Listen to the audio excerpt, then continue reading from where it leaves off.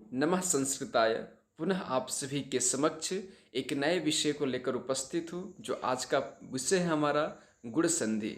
इसके पूर्व वाले वीडियो में हम लोगों ने दीर्घ संधि को पढ़ा था। आज का हमारा विषय है गुण संधि। गुण संधि को प्रारंभ करने से पूर्व आपसे आग्रह है, यदि इस चैनल को सब्सक्राइब न किए हो तो सब्सक्राइब करें और साथ ही साथ ऐसे वीडियो को अन्य तक पहुँचाने का जरूर कष्ट करें। तो आइए हम इसके सूत्र को देखते हैं। सूत्र है आद गुणः। ये आद गुणः सूत्र क्या कहता है? तो जहाँ कहीं भी संधि में दो पद होते हैं, एक होता है पूर्व पद और दूसरा होता है उत्तर पद। तो जहाँ कहीं भी पूर्व पद का अंतिम वर्ण अ या आ हो और उसके बाद उत्तर पद का पहला वर्ण ई या दीर्घ ई हो, उसके स्थान पर क्या हो जाता है? ए आदेश हो जाता है। वैसे ही पूर्व पद का अंतिम वर्ण अ या आ के बाद उत्तर पद का पहला वर्ण यदि ह्रस्व उ या दीर्घ उ हो तो उसके स्थान पे ओ आदेश हो जाता है। वैसे पुनः तीसरा जो नियम है, अ या आ के पश्चात उत्तर पद का पहला वर्ण यदि री होता है तो उसके स्थान पे अर हो जाता है। और चौथा नियम जो यहाँ पर टाइप करना भूल गए हैं, वह है अ या आ के पश्चात उत्तर पद का पहला वर्ण यदि री आता है तो उसके स्थान पे ल अल आदेश हो जाता है। तो आइए इसके प्रत्येक उदाहरण को देखते हैं और समझने का प्रयास करते हैं। सर्वप्रथम देखेंगे तो पहला उदाहरण है नर प्लस इंद्र। अब आप देख सकते हैं नर प्लस इंद्र, तो नर क्या है? पूर्व पद है और इंद्र क्या है? उत्तर पद है। तो पूर्व पद का अंतिम वर्ण क्या है? तो पूर्व पद का अंतिम वर्ण र है और र में क्या छिपा हुआ है? अ छिपा हुआ है। वैसे उत्तर पद का पहला वर्ण क्या है? ई है। तो ई, तो अ प्लस ई मिलकर बन क्या जाता है? ए बन जाता है। तो नर प्लस इंद्र क्या हो जाएगा? नरेंद्र बन जाएगा। वैसे ही आगे देखते हैं हमसे दूसरा उदाहरण। जैसे नर प्लस ईसा है, तो नर जो शब्द है वह पूर्व पद, ईसा उत्तर पद है। तो पूर्व पद का अंतिम वर्ण क्या हुआ? र में अ है और उत्तर पद का ई है, दीर्घ ई है। तो अ प्लस दीर्घ ई मिलकर क्या बन जाता है? तब भी बनेगा ए ही बनेगा, ह्रस्व ए ही बनेगा। तो तो बन जाएगा नरेशः। वैसे ही महा प्लस इंद्र महेंद्र बन जाता है। वैसे महा प्लस ईसा, तो महा म में क्या है? आ छिपा हुआ है। उत्तर पद का क्या वर्ण है? उत्तर पद का पहला वर्ण ई है। तो आ प्लस दीर्घ ई क्या बन जाता है? तो ए ही बनेगा। तो हो जाएगा महा प्लस ईसा महेशा बन जाता है। अब आते हम सभी ओ की तरफ आते हैं। जो दूसरा जो नियम था, अ प्लस उ मिलकर क्या बनता है? ओ बनता है। उदाहरण देखेंगे तो ज़्यादा क्लियर होगा। जैसे ज्ञान प्लस उपदेशा है। ज्ञान क्या है? पूर्व पद है और उसमें न जो है वह क्या है? पूर्व पद का अंतिम वर्ण है। और उपदेशा क्या है? उत्तर पद का पहला वर्ण है।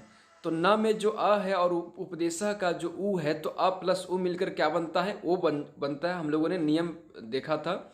तो बन जाएगा ज्ञान प्लस उपदेशः, और ज्ञान उपदेशः में ओ जुड़ जाएगा तो क्या हो जाएगा? ज्ञानोपदेशः बन जाएगा। वैसे ही दूसरा उदाहरण देखते हैं। जैसे महा प्लस उत्सवः, तो महा में आ है और उत्तर पद का पहला वर्ण उ है, तो आ और उ मिलकर ओ बन गया तो महोत्सव बन जाता है। वैसे जल प्लस उर्मी जलोर्मी बन जाता है। महा प्लस उर्मी महोर्मी बन जाता है। आते हैं हम दूसरे नियम की तरफ। अब आते हैं जो हमने नियम पढ़ा था कि पूर्व पद का अंतिम वर्ण अ या आ हो या उत्तर पद का पहला वर्ण क्या हो? री हो, तो उसके स्थान पे अर आदेश होता है। तो देखेंगे उदाहरण देव प्लस ऋषि।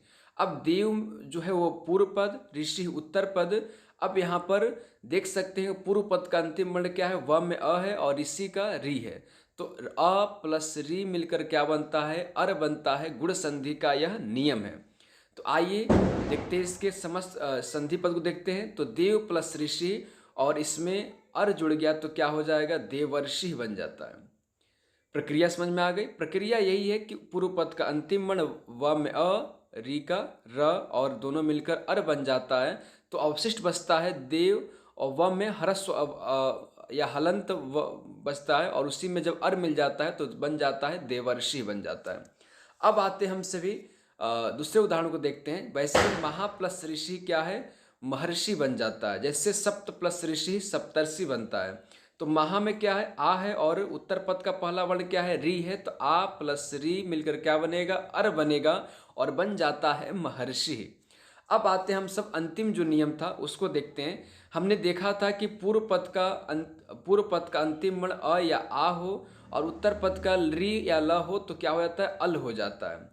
अब यहाँ पर देखेंगे तव प्लस लृकार है, तो तव में व में क्या है, अ है, और लृ का क्या है, लृ में ल, तो लृ का क्या बनता है, अल हो जाता है। तो अ प्लस लृ मिलकर क्या बनेगा, अल हो जाता है। ये गुण संधि का नियम है। यहाँ पर थोड़ा सा मिसप्रिंट हुआ, उसको आप समझ जाएंगे।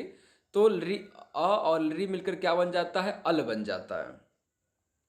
तो जैसे इसका उदाहरण है तव प्लस लृकालः, तव प्लस लृकारः, या मम प्लस लृकालः, ठीक है। तो इसका बन जाएगा तवल या तवल कारः बन जाता है। वैसे मम प्लस लृकारः क्या हो जाएगा, ममल कारः बन जाएगा। मम प्लस लृकारः का भी वही नियम चलेगा। मम में क्या है, अ है, और उत्तर पद का पहला वर्ण क्या है, लृ है, तो अ और लृ मिलकर क्या होता है, अल होता है गुण संधि में, तो ममल कारः बन जाता है। तो ऐसे हमने गुण संधि के नियमों को देखा, और उसके साथ साथ इन्हीं संधि से संबंधित आपके इस स्लाइड या इस पेज पर कुछ प्रश्न दिए गए हैं, और ये महत्वपूर्ण प्रश्न है जो अधिकांशतः परीक्षा में पूछे जाते हैं। तो इन प्रश्नों को आप नियम पूर्वक पढ़ने के बाद इन प्रश्नों को आप सॉल्व करेंगे, और उसके साथ साथ अंतिम वाले पेज में इन्हीं प्रश्नों का उत्तर भी दिया गया है। तो उत्तर का मिलान हम खुद से करेंगे, और मिलान करने के बाद कमेंट बॉक्स में जरूर बताएंगे कितने उत्तर आपके सही हो रहे हैं।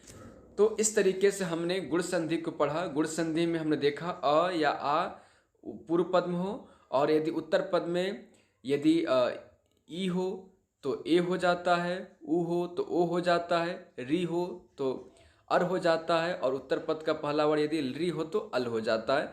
ऐसे हम लोगों ने गुण संधि को पढ़ने का प्रयास किया। उम्मीद करते हैं गुण संधि क्लियर हो गया होगा। तो आज इसी के साथ आपसे विदा लेते हैं। ऐसे महत्वपूर्ण वीडियो को देखने के लिए चैनल को सब्सक्राइब करें, और साथ ही साथ शेयर करना न भूलें। तो आज के साथ जुड़ने के लिए आप सभी को दिल की गहराइयों से बहुत बहुत धन्यवाद। हरिओम।